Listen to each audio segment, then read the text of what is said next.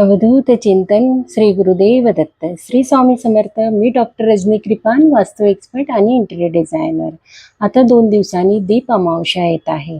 दीप अमावस्या म्हणजे काय, दीप अमावस्याला काय काय करायचं, कुठल्या सेवा करायच्या आणि त्यातल्या त्यात आपलं श्रावण महिना सुद्धा येत आहे।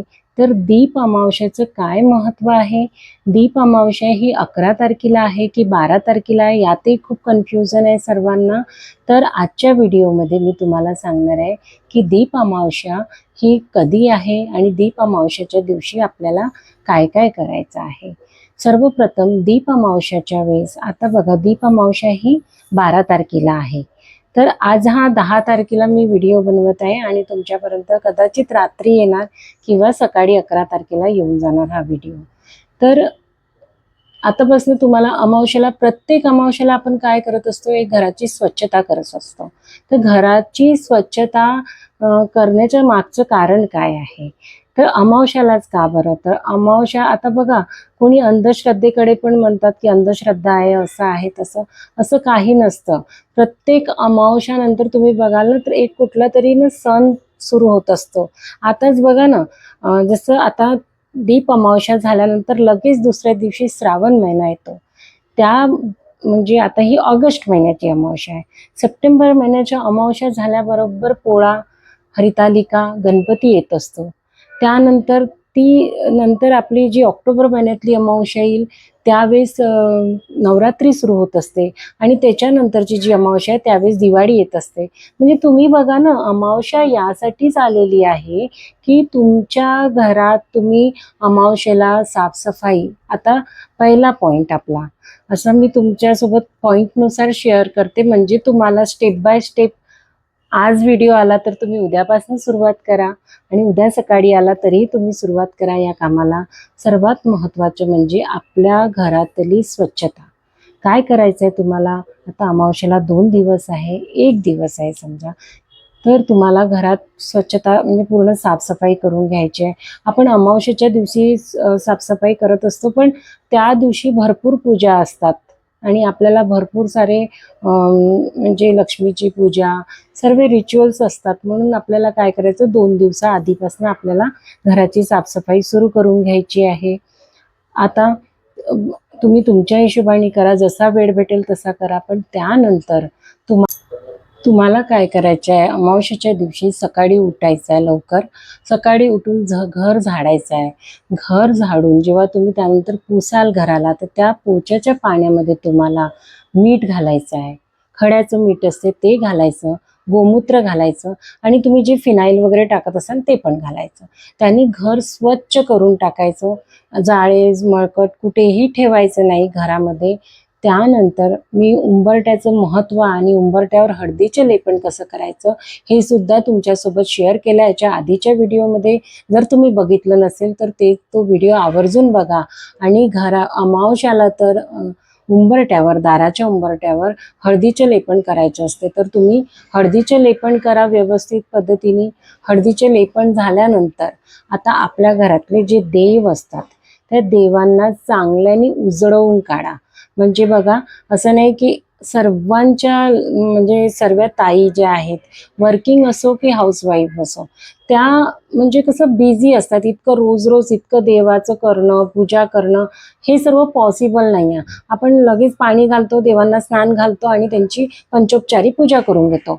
पण अशा सणासुदीला, स्पेशली अमावस्याला, पौर्णिमेला छान देव उजळून काढायचे असते। तर त्या दिवशी तुम्हाला काय करायचं आहे, देव उजळून काढा, छान देवघर स्वच्छ करा, देवघरात छान सुंदर आसन घाला आणि आसनावर आपल्या देवांना ठेवून अत्तर लावून त्यांची छान पूजा करून त्यांना नैवेद्य वगैरे अर्पण करा।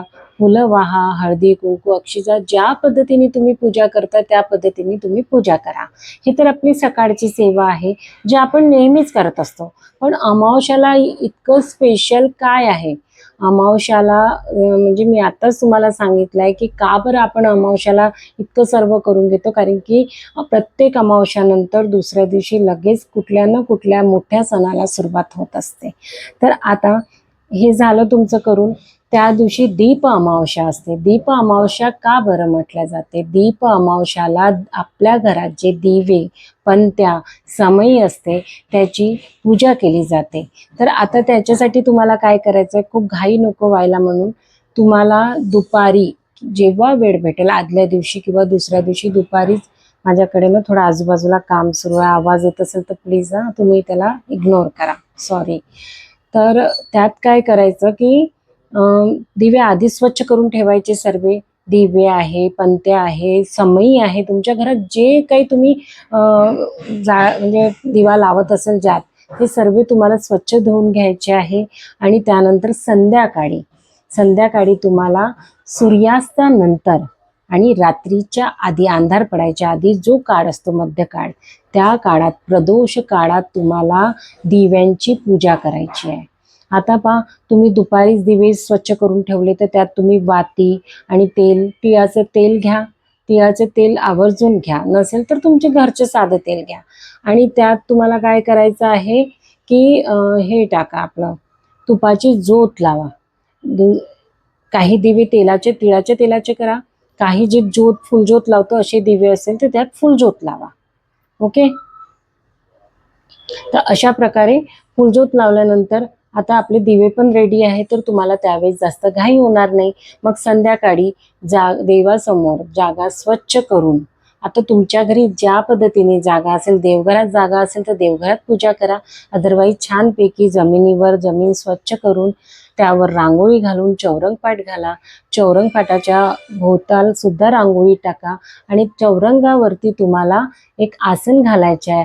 आसनावर तांदळाची रास ठेवायची आहेत आणि त्या तांदळावरती तुम्हाला तुमच्या घरची समई आहे, दिवा आहे, अजून पणत्या आहे, जे काही आहे तुमच्याकडे दिव्याचं, ते तुम्हाला सर्व व्यवस्थित ठेवायचे आहे. त्यांना दिवा प्रज्वलन करायचा आहे आणि तुम्हाला काय म्हणायचं आहे, एक मंत्र म्हणायचा आहे, शुभम करोतीं कल्याणम आरोग्य धन संपदा शत्रुबुद्धी विनाशाय दीपक ज्योती नमस्तुते, असं म्हणून दिव्याला नमस्कार करायचा आहे. आणि दिव्यांना हळदी, कुंकू, अक्षता, फुलं वाहून तुमच्या इच्छेनुसार सजावट सुंदर करून, जसं तुमच्या मनाला छान वाटेल तसं करून तुम्हाला नैवेद्य दाखवायचं. तर नैवेद्य कशाचं दाखवायचं आहे? नैवेद्य आपल्याला खीर किंवा पुरणाच्या पोळीचा, ह्या दोनपैकी तुम्ही कुठलाही नैवेद्य. आणि आता कोणी वर्किंग असेल, नाही जमत असेल इतकं सर्व, तर तुम्ही साधा खडीसाखरेचा नैवेद्य सुद्धा लावू शकता. बघा, आपण काय खूप मोठं करतो याच्यावर काही नसते, आपण किती मनाने भक्ती करतो हे सर्वात महत्त्वाचे असते. तुम्ही जर त्याला, आणि आपल्या इच्छेनुसार आपल्याला किती हौस आहे यानुसार सर्व पूजा करत असते. असं कोणी कमी वेळ करते म्हणून तो पूजा नाही करत आणि खूप जास्त वेळ करते म्हणून तो खूपच छान करतो, असं काही नसते. तुमच्या सोयीनुसार तुम्हाला त्या दिवशी प्रदोष काळामध्ये बरोबर पूजा करायची आहे. आता मेन प्रश्न म्हणजे ही अमावस्या ही 11 तारखेला आहे म्हणजे उद्या, की 12 तारखेला आहे? तर अमावस्या ही 11 तारखेला रात्री 1 वाजता सुरू होत आहे. म्हणजे 1 वाजला म्हणजे रात्रीचे 12 तारीख सुरू झाली आहे 12 नंतर. तर ते 12 तारखेला रात्री 11 वाजून 6 मिनिटांनी त्याची समाप्ती आहे. म्हणजे तुम्हाला 12 तारखेला संध्याकाळी दीपपूजन करायचं आहे. अमावस्या कारण की 11 तारखेच्या अर्ध्या रात्री लागत आहे, म्हणजे 12 तारीख लागतानीच लागत आहे. त्याच्यामुळे तुम्हाला दीपपूजन केव्हा करायचं आहे? 12 तारखेला संध्याकाळी प्रदोष वेळात करायचं आहे. तर तुम्ही काय करा, 4:30-5 वाजता तुम्ही तुमची पूजा मांडणी वगैरे सुरू करून द्या. म्हणजे तुम्हाला बरोबर तो, आणि कितीही नाही म्हटलं तरी थोडं आपण सर्व जमवतपर्यंत, सजवतपर्यंत, सर्व व्यवस्थित करतपर्यंत संध्याकाळ व्हायला लागते. सॉरी. आणि त्यानंतर तुमच्याकडे बरोबर संध्याकाळ व्हायच्या आधी देवा पण लागून जातो. तर अशा पद्धतीने तुम्ही प्रदोष वेळात संध्याकाळी 12 तारखेला तुम्हाला पूजा करायची आहे. अमावस्या ही पूर्ण दिवस आहे 12 तारखेला. तर अमावस्याच्या दिवशी तुम्हाला हे सर्व करायचं आहे. आणि तुम्ही विचार करा ना, जर तुम्ही अमावस्याच्या दिवशी सर्व घर स्वच्छ राहील तुमचं, तुमचे देव पूर्ण उजळवून राहणार, तुम्ही संध्याकाळी प्रॉपर पूजा करणार, दीपपूजनाची तुमचे दिवेसुद्धा स्वच्छ होऊन राहणार, तर तुम्हाला आपोआप तुमच्या घरचं वातावरण खूप खूप सकारात्मक वाटणार. आणि दुसऱ्या दिवशी हेच असते एक कारण की आपल्याला मग सकारात्मकता आपल्या घरात पसरायला लागते, पॉझिटिव्हिटी, आणि आपण आपल्या मनच असं उत्साही होऊन जाते की आता उद्यापासून श्रावण मास आहे आणि आपण त्या तयारीला लागतो आणि श्रावण महिन्याची आपण स्वागत करत असतो. तर हा व्हिडिओ असा बनलेला आहे की अमावस्येच्या दिवशी तुम्हाला काय करायचं आहे. त्याच्या आधी स्वच्छता सुरू करून द्या तुम्ही आपल्या घरची. दीपची पूजा करायची आहे. आता अमावस्येच्या दिवशी आणखी एक महत्त्वाची सेवा असते, ती म्हणजे लक्ष्मी माताची. प्रत्येक अमावस्याला जर तुम्हाला आर्थिक परिस्थिती म्हणजे तुम्हाला पैशाची चंचन असेल तर एक छोटीशी सेवा आहे जी संध्याकाळच्या वेळेस तुम्ही आवर्जून करा. आता तुम्हाला असं वाटेल दीपपूजन सुद्धा संध्याकाळी करायचं आहे आणि आई देवी आई महालक्ष्मीची पण पूजा ताई संध्याकाळी सांगत आहे. नसेल जमत तर तुम्ही सकाळी करा माता राणी म्हणजे माता लक्ष्मीची पूजा, काही हरकत नाही.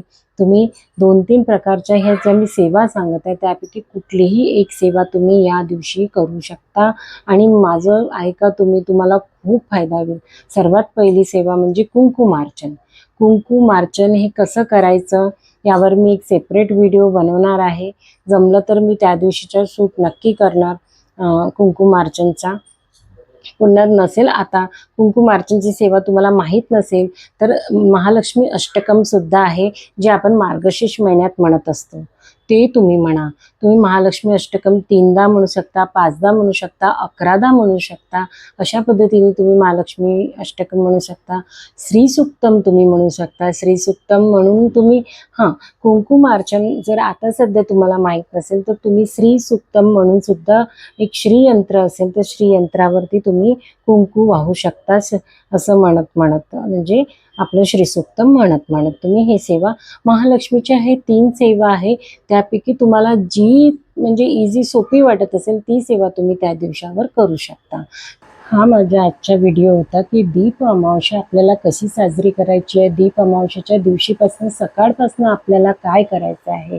पण एक महत्त्वाची गोष्ट म्हणजे आता मला म्हणणार कोणी की दीप अमावस्याला आपण म्हणजे दिव्यांची पूजा का करतो.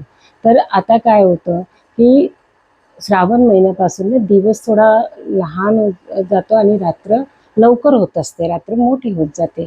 तर त्यामुळे अंधार लवकर पडत असतो. तर अशा वेळेस दिवे म्हणजे त्या दिवशीपासनं लोक काय करायचे की दिवे स्वच्छ करून जितके घरात दिवे पणत्या जे काही होतं त्यांच्याकडे त्या काळात ते स्वच्छ करून अमावस्येच्या दिवशी दिव्यांची त्यावर पूजा करायची आणि त्यामुळे कसं घर पूर्ण असं छान. आणि पहिलेच्या काळात जे एकदम पूर्व काळात सांगत आहे मी, तेव्हा इलेक्ट्रिसिटी नव्हती जागोजागी. त्यामुळे हे अशा प्रकारे म्हणजे दिव्या आणि सणसुद्धा येणार राहत होता श्रावण मास आणि हे चतुर्मास सुरू झालं की सणासुदीला सुरुवात होते. तर अशा पद्धतीने काय करायचे त्या काळात की दिव्यांना काढून त्यांची अमावस्येच्या दिवशी पूजा केली जायची आणि घरात पूर्ण उजेड लख्ख असा प्रकाश होऊन जायचा. तर हे एक कारण होतं आणि त्यावेळेसपासून दीप अमावस्या आपण साजरी करायला लागलेला आहोत. तर यामागचा एक संदेश सुद्धा आहे की आपल्या जीवनात जे काही अंधार, चिंता, कोणाला काही त्रास असेल तो ह्या प्रकाशाने म्हणजे अंधारावर प्रकाशाचा एक हे होत असतो, विजय होत असतो. तसंच आपल्या जीवनात आपल्या जीवनात जर काही त्रास असेल, काही गोष्टीच्या म्हणजे चिंता असेल, हे असेल, तसेच जसे दिव्याने प्रकाश होत असतो तसंच आपल्या जीवनातही ते निघून जाऊन आपले जीवनही प्रकाशमय हो, हा एक त्यामागचा संदेश आहे. म्हणून दीप अमावस्या साजरी केल्या जाते आणि दुसऱ्या दिवशीच्या श्रावण मासाला म्हणजे आपण त्या दिवशीच्या श्रावण महिन्याचं स्वागतसुद्धा केल्या जाते. तर हा माझा आजचा व्हिडिओ आहे की दीप अमावस्या कशी साजरी करायची. आवडला असेल तर लाईक, शेअर आणि कमेंट्स नक्की करा. जास्तीत जास्त लोकांपर्यंत हे दीप अमावस्येची पूजा कशी करायची, का बरं साजरी करायची दीप अमावस्या, हा नक्की व्हिडिओ तुम्ही शेअर करा. आणि व्हिडिओ आवडला असेल तर व्हिडिओला लाईक, कमेंट, शेअर करा. त्याचबरोबर स्वामी तुमच्या प्रत्येक इच्छा पूर्ण करो हीच महाराजांच्या चरणी प्रार्थना. थँक्यू. श्री स्वामी समर्थ.